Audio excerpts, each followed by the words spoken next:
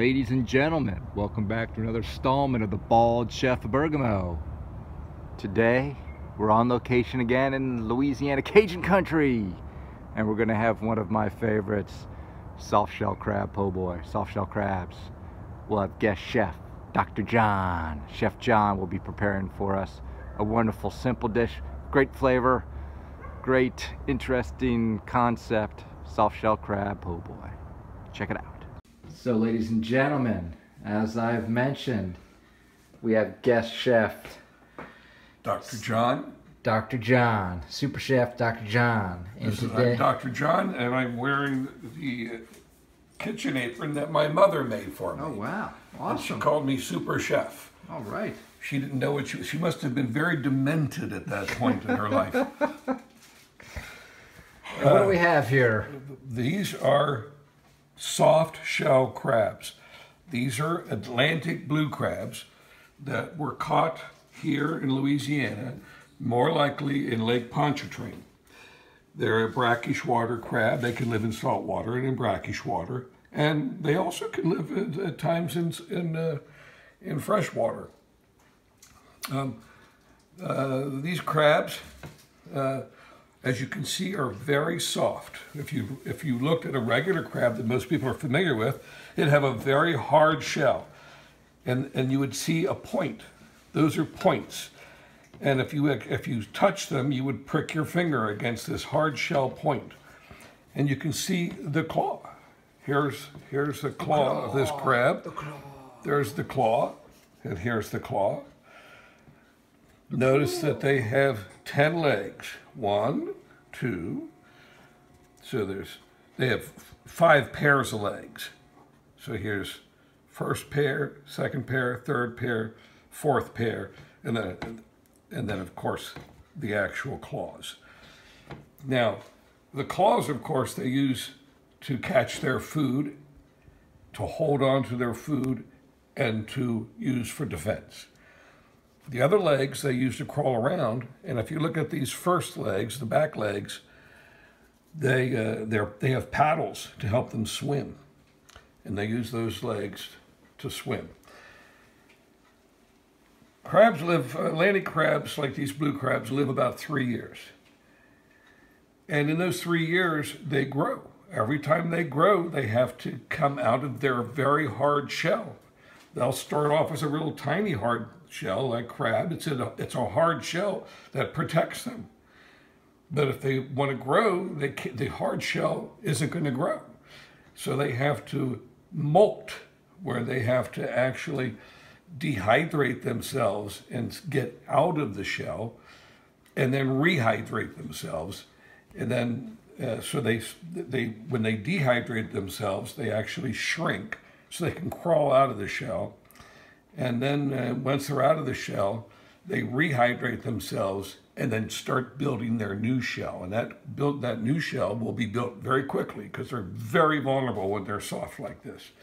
But as you can see, this shell here is very papery because this as soon as this soft shell crab molted, somebody grabbed them at that very moment. These crabs were probably put in a long trough, metal trough of water, and people just watched them. And when they started molting, they would watch them. As soon as they crawled out of that shell, they'd grab them and put them in cold water or put them on ice, and that would stop them from hardening their outer shell. So these are all very soft blue crabs. A blue crab's not going to grow more than 9 inches point to point. So this is a rather medium-sized soft shell crab. Let me see. Let's see if this is a male or female. It's hard to tell on this one because I can't tell in that one. I think these are males. I don't see a big apron. They've been actually, you know what? I know what's going on. These have already been cut. These particular, I purchased these soft shell crabs from a seafood place They've already gone through the process of what I was going to try to teach everybody today, but I can't because they already did it. What did they do? They took a pair of scissors and they cut off the face. They cut off the mouth, they cut off the eyes. And then they flipped over this way, and there were lungs here. The crab has lungs, and they scraped the lungs out. So I don't have to do that, it's already been done. There's the crab meat. Here's its shell, which is very soft. Here's the crab meat, and of course there's meat in the legs also. But the faces have been cut off, and the lungs have been scraped away. Because you don't really want to eat the lungs, and the faces, you don't want to eat that either. So that's already been taken care of. So really all we have to do is powder these up and put them in the frying pan, a very shallow frying pan. That is a little shallow pit of oil, and we're gonna flash fry them 2 minutes on each side. Each one of these will be fried 2 minutes on each side, and we'll make a wonderful, wonderful meal. I always prefer eating these soft shell crabs in a sandwich that here in New Orleans we refer to as a po' boy. P-O-boy, actually contraction of poor boy, because these sandwiches were originally eaten by poor workers in New Orleans in the early days. I think primarily the Irish. The Irish who came down here, you know, had to take the hard labor jobs building the canals, and they would make sandwiches out of French bread. And a lot of times those sandwiches really would have French fries in them. I doubt they had soft shell crab po' boys. If they were lucky, they had some ham. But eventually, you know, as people became more sophisticated, they could afford to put oysters and shrimp or soft shell crabs in their sandwiches, and it would be a long, what in New York we would call a submarine, correct? Yeah, or a hoagie. Or a hoagie in Philadelphia. But here it's called a po' boy. Okay. So again, these are already prepared. At this point, I'm going to powder them up, but let me take a little break here. So I've tried to gather the ingredients I need. First, I'm going to take 1 egg. Are you a surgeon? No. Okay. Thankfully. Fortunately for my patients, I am not a surgeon. I'm going to whisk that. That was 1 egg. That was 1 whole egg and 1 whole egg and a half a cup of milk. Okay. And we're just going to mix that up real good.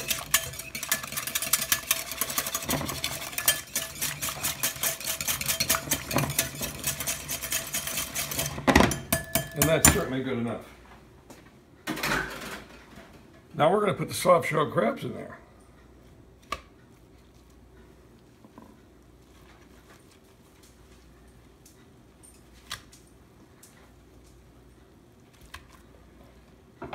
Little legs here. Those are going to be delicious. I'll get nice and crispy. You don't want to waste those little. And it's not a matter of, we're not marinating them, it's not a matter of soaking them for any period of time. I think we're going to take away the. You just need to get them sticky so the coating will stick to them. coating will stick to it. All right. Yep. And you got a big skillet here with this is vegetable oil. Is that what you got? Canola oil? This is canola oil. Olive oil, a very light, very light olive oil would be very appropriate. Or canola oil, shallow amount of oil. When we put the soft shell crabs in there, they're not going to be immersed in the oil. It'll be a little halfway up maybe. So I'm going to first of all get my powder mix. Let me do this. My powder mix. Just kind of show you what's going on here. It's just they're coated. Make sure you get everything because you want that coating to stick to every crevice of the crab. Good. So here's my coating mix, and this is you know, you don't have to buy a coating mix. You can just take flour and add salt and pepper, and you could do a mixture of white pepper and black pepper. Thank you very much. That's my assistant. Your lovely assistant. Lovely assistant. And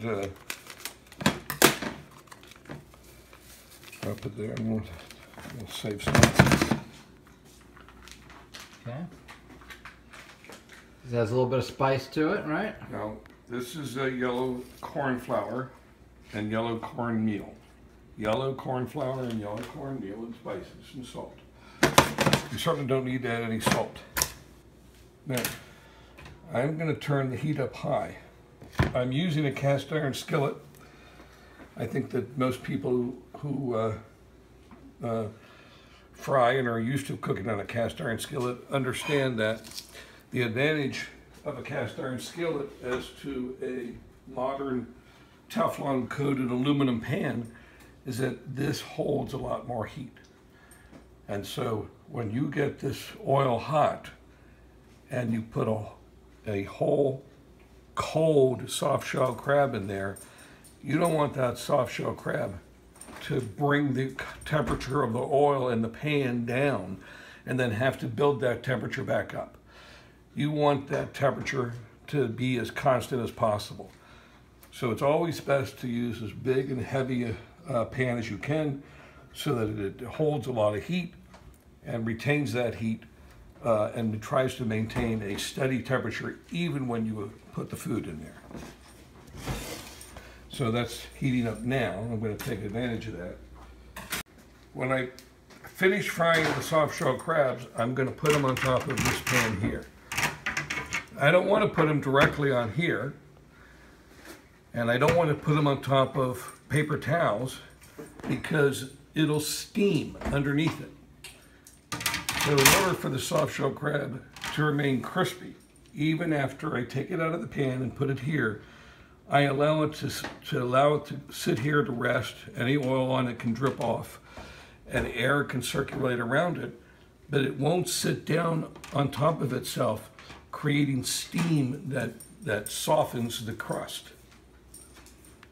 So we're going to take a soft shell crab and we're going to put it in the powder. It should be pretty messy. So I'm just going to powder it up. Now, we're going to do these one at a time.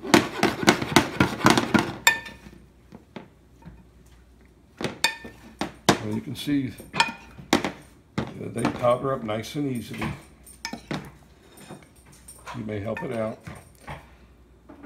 Some people like to put a little powder underneath where the lungs were. Lift up the curtain in effect. And there we have a soft shell crab powdered up and ready to fry.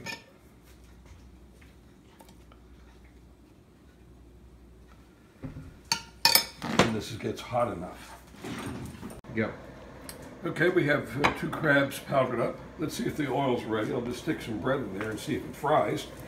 And you can see that a little piece of bread is frying. So that tells us the oil is nice and hot for frying. Good technique. I like it. Nothing like Take that out. fried food is always good. Fried bread. There you go. Now I'm going to take this soft shell crab. We got the fan on. It's fine. A little background noise. I'm going to put it in there. I'm going to put that to timer for 2 minutes. A little splatter guard going on here. And you can just kind of see there is some moisture in that crab, obviously. This is going to be great. can already start to see the color forming. You could use a device like this to cut down on the splatter. Now,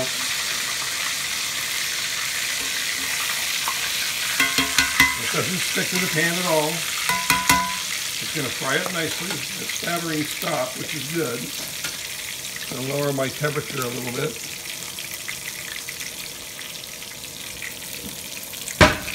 Another minute to go. The lighting's very good. I'm going to be eating soft shell crabs pretty soon, and I'm looking forward to it. At least I think I'll be able to have one. Am I allowed to have one, Dr. John? Yeah, I guess. And I've only got 4 of them, and there's 3 of us, you know.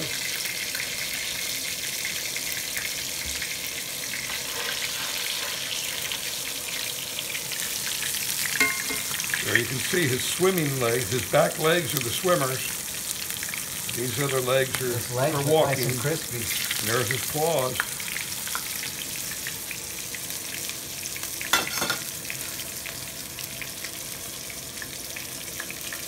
Okay, we did another 20 seconds. It's not long, but I could understand any impatience.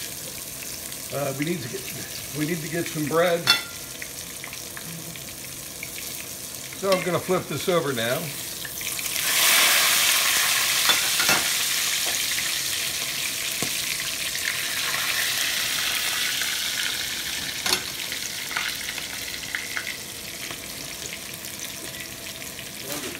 I think we're going cooking fast.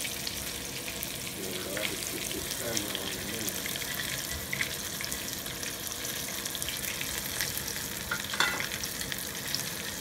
The oil might have been a little too hot. The crab, these legs look maybe a little bit too crispy. The oil might have been a little bit too hot. We'll correct that in the next ones. We'll let you eat that one, Dr. John. Yeah, and I hope to mess up the others also. Best part about cooking is getting to eat your own food. There's nothing, it's wonderful to be a creative cook. It's a great creative outlet, and it's wonderful to please my own palate, but it's even more wonderful to share with others and to watch their excitement in eating something of such fantastic. Did not mean to throw that, but there it is. Now we can get the other one.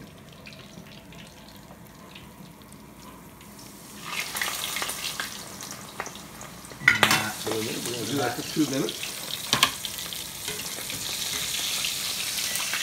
Now that goes in a sandwich. That's a sandwich. That's a great sandwich. Check back in a minute after this other one's dried up. So here we go. I got this nice, wonderful soft shell crab on a toasted baguette with some lettuce. Put a little Tabasco sauce on that.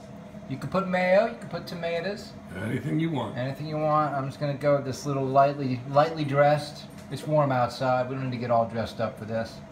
Make a beautiful sandwich. Very simple. And then we'll try it. Now remember, you're not eating a boiled crab. You're eating a soft shell crab. That means you're eating the entire crab. You don't have to pick at the crab and remove the meat from inside the shell, which is very tedious. It's very tedious to eat a crab with a little picker and try to get the meat out of the little chambers of the shell or out of the legs or the claws. You're eating the entire crab completely. All right, let's give this a shot. Try it out.